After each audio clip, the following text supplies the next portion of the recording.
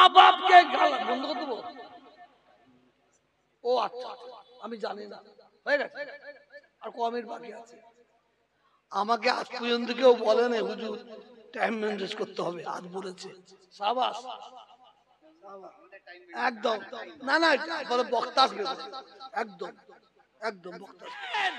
এই তাপস চ্যাটার্জির দ্বারাই যদি মুসলমানদের উপর আঘাত আসে, মানুষের উপর আঘাত আসে, মুসলমানদের উপর আঘাত আসে, খোদার কসম খেয়ে বলছি আমি তোহা সিদ্দিকী ছেড়ে কথা বলবো না, ছেড়ে কথা বলবো না।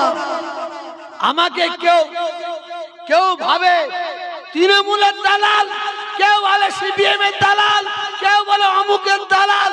তোরা ভেবে যা, ভেবে যা। তবে শোন, আমার আল্লাহ এক, নবী এক, আমার কুরআন এক, আমার কাবা এক, আমার বাপ এক, আমার মা এক। খোদার কসম কোনদিন রাজনীতি করি না, করছি না, করব না। তবে আল্লাহর কসম মানুষের প্রতি, সে হিন্দু হোক, মুসলমান হোক, খ্রিস্টান হোক, তাদের প্রতি যদি কেউ অত্যাচার করে, বিশেষ করে মুসলমানদের প্রতি যদি কেউ অত্যাচার করে, আল্লাহর কসম আমি জান থাকতে ছাড়বো না। আমি মেটিয়াপুরি জলসায় গেছিলাম, জানেন তো, 9:30 জলসায় উঠেছি, ফজরের আযান দিয়েছে ছেড়েছি। না, তখন আমার 28 বছর বয়স। দুটো মওলানা এসেছে, বললে আপনারা বসুন, যা নজওয়ানা দিয়ে দেবো আপনাদের। উনি করছে করে যাক। ভোরবেলায় হঠাৎ ফজরের আযানের 10 মিনিট আগে ওই জলসায় ঘটনা ঘটেছে। আমার জলসা শুনবে তো সবাই, মেটিয়াপুরের লোক শুনবে। আমি ওয়াজ করছি, হঠাৎ দেখে একটা কাক এসে বসে বলল এই আমার পাশে। কাকটা বসে আমার দিকে এইভাবে তাকিয়ে আছে। আমি ওয়াজ করতে করতে দেখছি, আর মনে মনে ভাবছি আজরাইল নাকি। আমার দিকে এইরকম তাকিয়ে আছে, এদিক ওদিক নাই, মনে মনে ভাবছি আজরাইল না কি রে ভাই। আর শ্রোতারা আমার দিকে দেখে না, শুধু কাকটার দিকে দেখছে। ওয়াজ শেষ করলাম, কিয়াম পড়লাম, মুনাজাত করলাম, লা ইলাহা ইল্লাল্লাহ মুহাম্মাদুর রাসূলুল্লাহ বলেছি, কাগও উড়ে চলে গেল। জলসা সবাইকে দাওয়াত করেছেন, সবাইকে সমান টাইম দিতে হবে, ঠিক বলেছেন। আর আমি তো চর্চাই ভাঙা বেড়া, আমার সময় যত কম হবে ততই আমার ভালো। শরীর অসুস্থ, শুধু আমি এটা বলতাম, এটা বলা কি অপরাধ? এটা জোরে বলে, বলা কি অপরাধ? এটা বলা কি অপরাধ? বেশি সময় লব না। আমি আপনাদের বলছি, দাদা হুজুরের কথা মনে রাখবেন। বাবারা গুনাহগার হয়ে মরে যাও, বেঈমান কাফের হয়ে মরুনি। গুনাহগার হয়ে মরলে কি হবে? আল্লাহ গুনার জন্য জাহান্নামে দিতে পারেন। 2 বছর 200 বছর পরে আল্লাহ পুনরায় আবার তুলে জান্নাতে দেবেন। আর কাফের হয়ে মরবে, মুশরিক হয়ে মরবে, বেঈমান হয়ে মরবে, মুনাফিক হয়ে মরবে, জাহান্নাম থেকে উঠার তোমার কোনো রাস্তা নাই। আজকে মুসলমান সমাজ আমরা ধ্বংস হয়ে যাচ্ছি।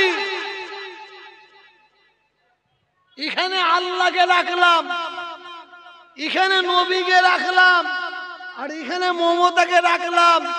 নেতাদের জিজ্ঞাসা করবেন কোনটা নিবি, আল্লাহকে ধরবি না নবীকে ধরবি? বলছে মমতাকে ধরবি। সবাই নয়, সবাই নয়। এই তাপস চ্যাটার্জি এলাকা আমি জানি না, উনার এলাকা কি? এই তাপস চ্যাটার্জি আমি বারে বার বলছি, আপনি আমার ওখানে বিধায়ক হন। আমি মমতা ব্যানার্জিকে বলছি, বলছে হুজুর এটা বলবেন না। খুদার কসম আমি তেল মেখে কথা বলি না। বাংলার মধ্যে, সারা পশ্চিম বাংলার মধ্যে আপনারা ধন্য, আপনারা এই ধরনের একটা এমএলএ কে পেয়েছেন। আমি ওনার দান ধ্যান ছাড়া আমি কিছু দেখতে পাই না। উনি এত দান করে, ঘন্টার পর ঘন্টা সময় লেগে যায়। তেল মারা কথা হলো, তেল মারা কথা হলো। তবে শোনেন, এই তাপস চ্যাটার্জির দ্বারাই যদি মুসলমানদের উপর আঘাত আসে, মানুষের উপর আঘাত আসে, মুসলমানদের উপর আঘাত আসে, খোদার কসম খেয়ে বলছি আমি তোহা সিদ্দিকী ছেড়ে কথা বলবো না, ছেড়ে কথা বলবো না।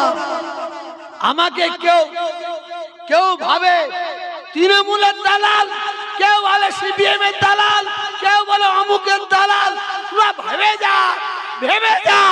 তবে শোন, আমার আল্লাহ এক, নবী এক, আমার কুরআন এক, আমার কাবা এক, আমার বাপ এক, আমার মা এক। খোদার কসম কোনদিন রাজনীতি করি না, করছি না, করব না।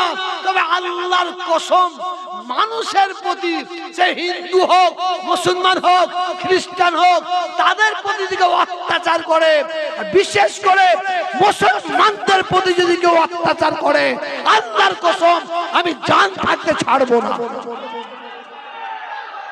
পাশে থাকবেন, পাশে থাকবেন এবং উঠে দাঁড়িয়ে আমাকে দেখিয়ে দেন, উঠে দাঁড়িয়ে দেখিয়ে দিতে হবে আমাকে যে হুজুর আপনার পাশে আছি, আসি আপনার পাশে আছি। নারে তাকবীর, নারে তাকবীর, সিলসিলা হক ফুরফুরা শরীফ। বসুন, একটু তুললাম, বিয়াদবি করলাম, কিছু মনে করবেন না। আমি আপনাদের কাছ থেকে বিদায় নিচ্ছি। আমার কথাবার্তার মধ্যে যদি কোনো ভাই দুঃখ পান, ব্যথা পান, কষ্ট পান, আমাকে আল্লাহর রাস্তায় আপনারা মাফ করে দেবেন। আসসালামু আলাইকুম। আপনারা সবাই মিলে আমাকে সালাম দেন। वालेकुम अस्सलाम रहमत कलाम। आप लोग जिसका बंदा है हम उसी का गुलाम। दरुद अल्लाहुम्मा। आई वो तो वो